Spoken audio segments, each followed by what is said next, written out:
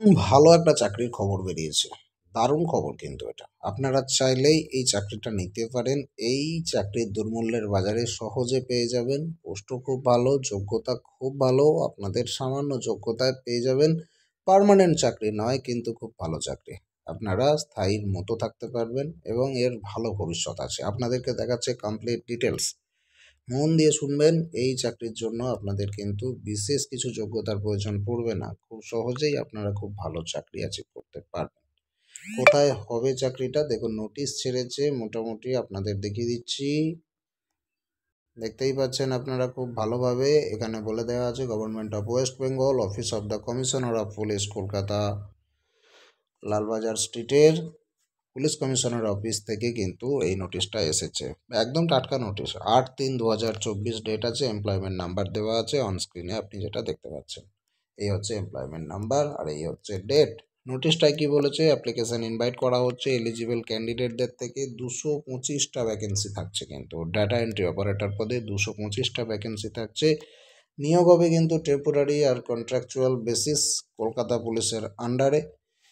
এখানে বলে দেওয়া আছে নোটিফিকেশান নাম্বার থেকে শুরু করে অন্যান্য তথ্য। ফাইন্যান্স ডিপার্টমেন্টের কোন অর্ডারের উপর ভিত্তি করে আপনাদের নিয়োগ হচ্ছে। আর একটা জিনিস মাথায় রাখবেন, ফাইন্যান্স ডিপার্টমেন্টের অর্ডারের উপর ভিত্তি করে যদি এই সমস্ত কন্ট্রাকচুয়াল রিক্রুটমেন্ট হয় না, সেটার স্থায়িত্ব কিন্তু খুব ভালো, মানে স্থায়ী বা পার্মানেন্ট চাকরি আপনারা ধরে নিতে পারেন।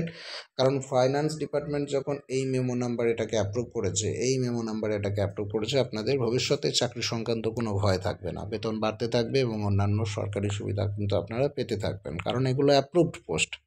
অ্যাপ্রুভড পোস্টে কোনো রকমভাবে সরকার কোনো রকম আপনাদের ক্ষতি করতে পারে না। আপনারা পরে কোর্ট কেস করলে অবশ্যই আপনারা কোর্টে কেসে জিতবেন এবং আপনাদের বেতন বাড়বে। যাই হোক, এগুলো বাড়তি কথা। আপনাদেরকে নোটিফিকেশন সম্পর্কে বলে দিই। পোস্ট আছে ডাটা এন্ট্রি অপারেটরের শুধুমাত্র। আর এখানে আপনাদের গ্র্যাজুয়েশন করতে হবে, সঙ্গে কম্পিউটার যোগ্যতা লাগবে। ভ্যাকেন্সি আছে 225টা। স্টার্টিংয়ে আপনাদেরকে দেবে প্রতি মাসে রিমুনারেশন 16,000 টাকা, যেটা কিন্তু কন্ট্রাকচুয়াল চাকরির ক্ষেত্রে খুব ভালো। এখন কন্ট্রাকচুয়াল চাকরিতে নিয়োগ হচ্ছে 7,000 8,000, সেই জায়গায় 16,000 টাকা ডাটা এন্ট্রি অপারেটর গ্র্যাজুয়েশন আর কম্পিউটার যোগ্যতায় খুবই ভালো। কোনো এক্সপিরিয়েন্স চায়নি, অন্য কোনো রকম ঝামেলা নেই। এখানে অ্যাডিশনাল রিকোয়ারমেন্ট কিছু চেয়েছে। আপনাদেরকে বাংলার যোগ্যতা চেয়েছে। বাংলা লিখতে পড়তে বলতে জানতে হবে, আর আপনাদের টাইপিং স্কিল তো থাকতেই হবে। ডাটা এন্ট্রি অপারেটরের টাইপিং স্কিল যদি না থাকে তাহলে তো হবেই না। মেন আপনাদের এখানে টাইপিংয়ের ব্যাপারটা থাকতেই হবে। তার সঙ্গে সঙ্গে অ্যাপ্লিকেশান প্রসিডিওর বলে দেওয়া আছে। আপনাদেরকে অনলাইন আবেদন করতে হবে। Kolkata police .gov.in official site থেকে আপনারা অনলাইন আবেদন করবেন। ইম্পর্টেন্ট ডেটসগুলো এখানে বলে দেওয়া আছে খুব সুন্দরভাবে। দেখুন, অনলাইন অ্যাপ্লিকেশান শুরু হচ্ছে 15/3/2024 আর লাস্ট ডেট আছে 4/4/2024। মোটামুটি 20 দিনের মতো সময় পাবেন, তার মধ্যেই আপনাদেরকে আবেদন করতে হবে। 4/4/2024 লাস্ট ডেট। ভ্যাকেন্সি জেনারেলের জন্য 100টা, এসসিদের জন্য 50টা, তার সঙ্গে এসটিদের জন্য 14টা, ওবিসি এ আছে 22টা, ওবিসি বি 16টা, ইডাব্লিউএস 23টা। টোটাল 222খানা মতো ভ্যাকেন্সি আপনারা পেয়ে যাচ্ছেন। এজ লিমিট দেওয়া আছে জেনারেলের ক্ষেত্রে। জন্ম মোটামুটি আপনাদের 1/4/1984 আগে হতে হবে, পরে হতে হবে, আর 1/4/2006 আগে হতে হবে। এসসিদের ক্ষেত্রে আপনাদের 1/4/1979 থেকে 1/4/2006 মধ্যে জন্ম হলে আবেদন করতে পারবেন। এসটিদের ক্ষেত্রে 1/4/1979 থেকে 1/4/2006 মধ্যে হলে আবেদন করতে পারবেন।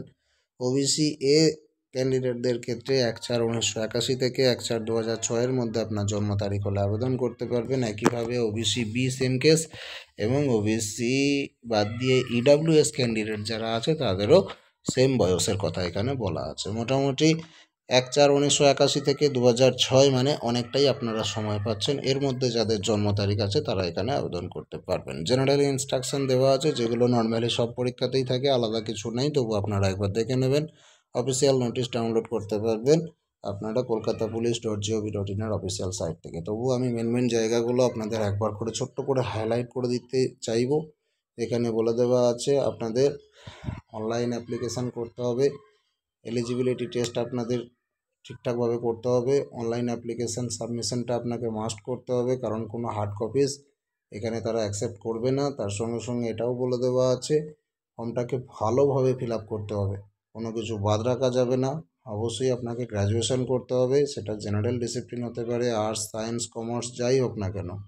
Technical qualification, computer certificate mandatory আপনাদের এক্ষেত্রে।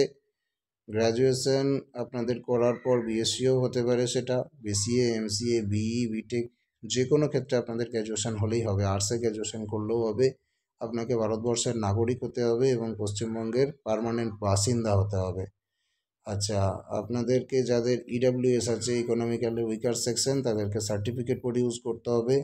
আপনাদেরকে স্ক্যান কপি আপলোড করতে হবে, পাসপোর্ট সাইজের কালার ফটোগ্রাফ, তার সঙ্গে সিগনেচার, তার সঙ্গে আধার কার্ড, আর লাস্ট কোয়ালিফাইং এক্সামিনেশান আপনারা আপলোড করবেন। তার সঙ্গে সার্টিফিকেট অফ টেকনিক্যাল এডুকেশান সেটা আপলোড করবেন। বার্থ সার্টিফিকেট আপলোড করবেন। বার্থ সার্টিফিকেট না থাকলে আপনারা মাধ্যমিকের অ্যাডমিট কার্ড দিয়ে দেবেন বা মাধ্যমিক পাস সার্টিফিকেট দিয়ে দেবেন এজ প্রুফের জন্য, তাহলেও হবে। কাস্ট সার্টিফিকেট যদি থাকে আপলোড করবেন। ভোটার কার্ড, রেশন কার্ড বা কোনো ভ্যালিড ডকুমেন্ট যদি অ্যাড্রেস প্রুফ হিসেবে থাকে সেটা আপনি দেবেন। এখানে আধার কার্ড আমি রেকমেন্ড করবো, আধার কার্ড দেবেন। আর income and asset certificate if applicable, আপনার ইনকাম এবং অ্যাসিস্ট সার্টিফিকেট যদি থাকে সেটাও আপনি দেবেন। আচ্ছা, ইনকমপ্লিট যে ফর্মগুলো জমা পড়বে সেগুলো ক্যান্সেল হয়ে যাবে। অনলাইন অ্যাপ্লিকেশানের কনফার্মেশন পেজের প্রিন্ট আউট আপনি নিয়ে রাখবেন ফিউচার রেফারেন্সের জন্য। লাস্ট ডেটের পরে কোনো রকম আবেদন জমা করা যাবে না। কোনো রকম ফি আপনি পেড করলে সেটা রিফান্ড পাবেন না। এখানে বলা হচ্ছে কোনো ফিস কিন্তু লাগবেই না। শর্টলিস্টেড ক্যান্ডিডেটসগুলোকে স্ক্রুটিনির পরে ডাকা হবে। আপনাদেরকে 30টা ওয়ার্ড পার মিনিটে কম্পিউটারে স্পিড তুলে দেখাতে হবে। বেঙ্গলি টাইপিং স্কিল থাকার দরকার আছে। তার সঙ্গে সঙ্গে ফটো আইডেন্টিটি কার্ড নিয়ে আপনাদেরকে যেতে হবে। আপনাদের কলকাতা পুলিশের অফিসিয়াল সাইট থেকেই কিন্তু সমস্ত কমিউনিকেশান হবে, আর কোনো টিএডিএ সরকার দেবে না আপনাদের পরীক্ষার জন্য। এই হচ্ছে কমপ্লিট ডিটেলস।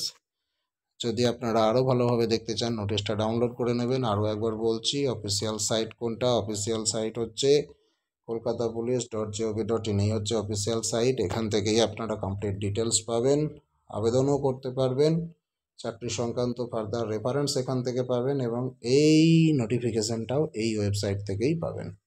আশা করছি ভিডিওটা ভালো লেগেছে। যদি ভালো লাগে লাইক করবেন, শেয়ার করবেন, চ্যানেলটিকে সাবস্ক্রাইব করে রাখবেন। কোনো কিছু বুঝতে না পারলে কমেন্টে জিজ্ঞাসা করবেন। ধন্যবাদ।